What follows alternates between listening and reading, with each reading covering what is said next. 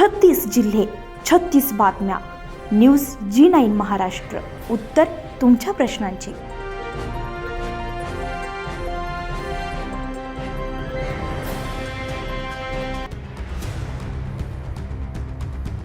कन्नड तालुक्यातील बरकतपूर रायगाव परिसरातील कोल्हापुरी बंधाऱ्याच्या समस्येमुळे स्थानिक शेतकरी आता आक्रमक झाले असून बंधाऱ्याची उंची कमी न केल्यास तीव्र आंदोलन छेडण्याचा इशारा त्यांनी शासनाला दिला आहे.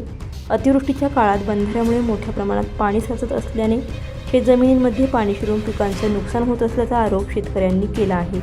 स्थानिक शेतकऱ्यांच्या म्हणण्यानुसार सध्याचा कोल्हापुरी बंधारा जुना असून त्याची उंची अधिक असल्यामुळे पाण्याचा प्रवाह अडतो.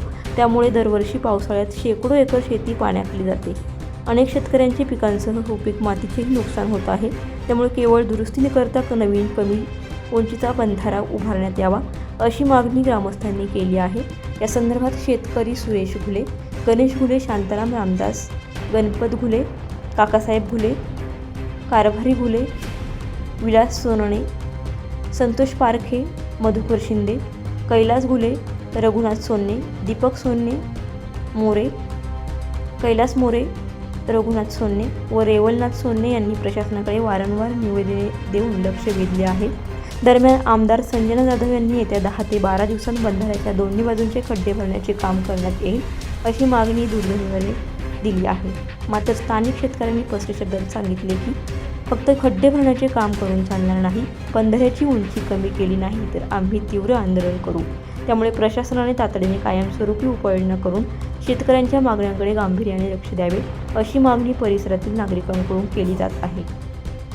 नमस्कार, मी रामदास गणपत घुले, बरकतपूर रायगाव. पूर्णा नदी केटी शेजारून बोलत आहे.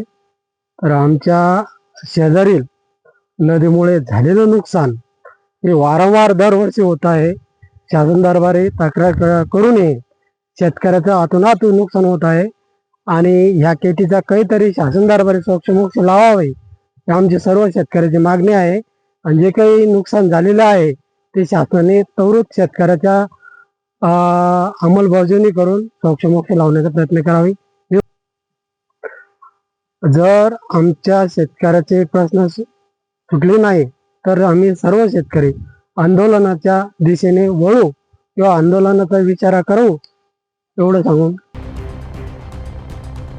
न्यूज G9 महाराष्ट्रासाठी प्रतिनिधी सत्यम गवळी, कन्नड.